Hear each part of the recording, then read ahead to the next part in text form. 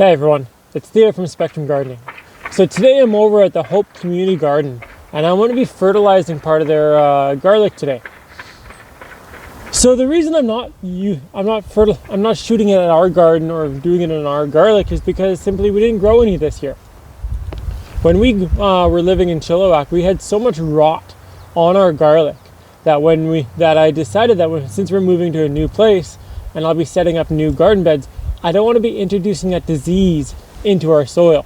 So we just ate the garlic and we just didn't plant any this year. And last year I should say. And this year when we go forward, I'm going to, when I buy garlic, I'm going to put it in a little bit of a bleach solution to kind of kill off any potential mold or any bad bacteria. And I'll get into that a little bit more in the follow-up video in the fall that I'll be doing about planting garlic. So when you're feeding your garlic, you want to feed it a high nitrogen blend. Today I have a high N, which is 1103, like that. And the thing is, it's an incomplete fertilizer. It doesn't have any phosphorus in it. And I will go into detail about synthetic versus organic versus slow release versus immediate versus incomplete versus a balanced fertilizer in another video. But for this one, we're just going to be focusing on the garlic aspect. So since it's incomplete and it doesn't have any phosphorus in it, what I'm also going to do is take a little bit of 627 in this bag right here. And I'm probably going to mix them probably 3/4 high nitrogen and 1/4 627. So then it kind of balances things out. And then the two fertilizers kind of complement each other that way. And then ideally you want to be feeding your garlic twice. Once in April and once in May. But since we are using organic fertilizer, you do want the soil temperatures to be right around 10 degrees Celsius, just so the microorganisms and the ecosystem in the soil can be alive, not per se alive, but awake and active to actually break down that fertilizer and be available for your plants. So since we are using organic, it does take about 3 weeks for it to actually reach the plants. Another way to feed them to have more immediate availability of the nutrients is to use foliage feeding. When I say foliage feeding, I mean take a liquid fertilizer, an organic one, and you dilute it and you basically spray the leaves of your garlic with it. You can do that not only for your garlic, but any other type of plant also. And then the plants will actually absorb the nutrients through their leaves. So let's take a look at the rows of garlic and see what we're going to be doing.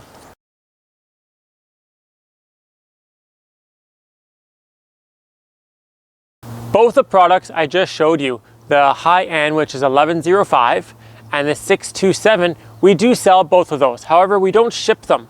So you'd have to come to one of our farmers markets and pick it up from there. And I will attach a link in the description of where our farmers markets are. If you can't make it to one of our farmers markets, you can head over to one of your local nurseries or your big box store. And most likely, if not all the time, they will carry either blood meal, feather meal, or alfalfa meal.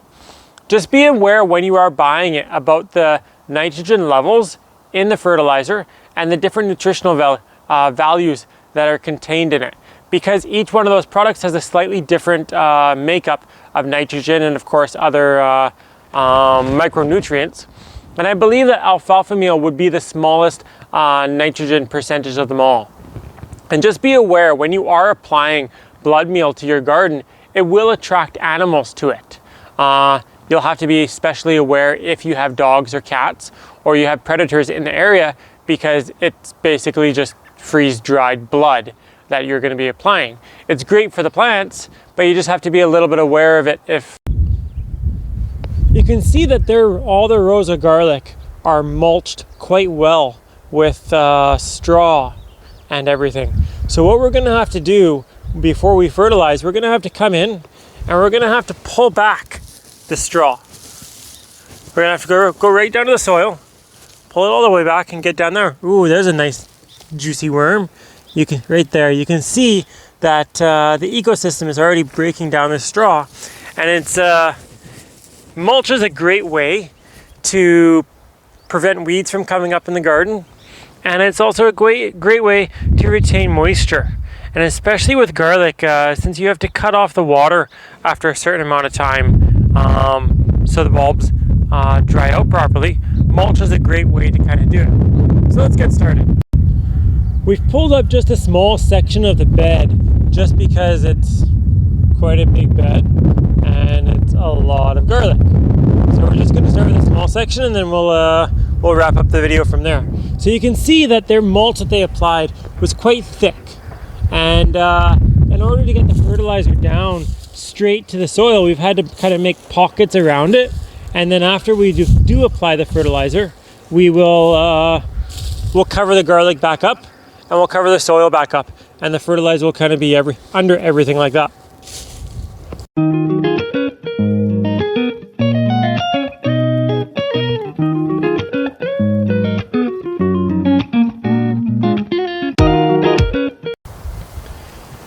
When we were applying the garlic, we weren't essentially that careful when we were throwing it down on the ground.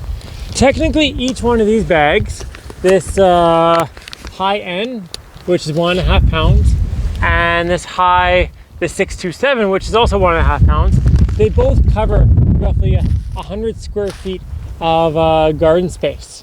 But since they're both organic, you don't have to worry about over applying it. You can literally just dump handfuls out of the ground, and it's slowly gonna break down into your soil. Your soil's ecosystem and microorganisms are gonna eat it, and they're gonna kind of break it down in order for the plants to use. That's why we weren't really careful about how much we were applying. We were just kind of doing handfuls in the holes that we pulled back from the mulch. If you were using a synthetic fertilizer, you'd want to be very careful with how much you actually apply, because you can actually over apply and burn your plants. So let's take a look at what we just did. So in this hole over here, you can see that the granulars are kind of sitting in there, and in this one too, and over here also, down there. It's kind of hard to see with the soil, but you can see those white flecks right there, and also over there. So we just kind of threw it in everywhere. If there wasn't any mulch on the garden beds like this, what I would be doing is I would be scratching into the soil. So I would be throwing down the fertilizer, and then I just take a rake or something like that. I would just kind of gently scratch it in, just to kind of work it in a little bit more.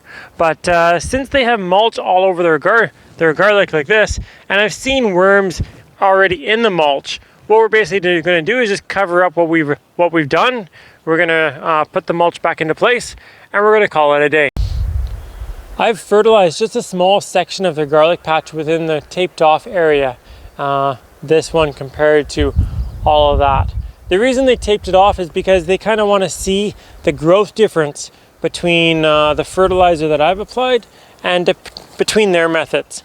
And if you take a look at the garlic bed again, we've put all the mulch back into its place so that it's going to retain its moisture, and it's going to do its job just as the way it should, and it's almost like we've never even been here at all. If you have any questions or comments about this video, about the methods that we showed you, about how to fertilize garlic or mulch or anything like that, make sure to throw them in the comment section down below, and we will answer them. Thank you for watching, and if you did enjoy this video, don't forget to give us a thumbs up and to subscribe to our videos.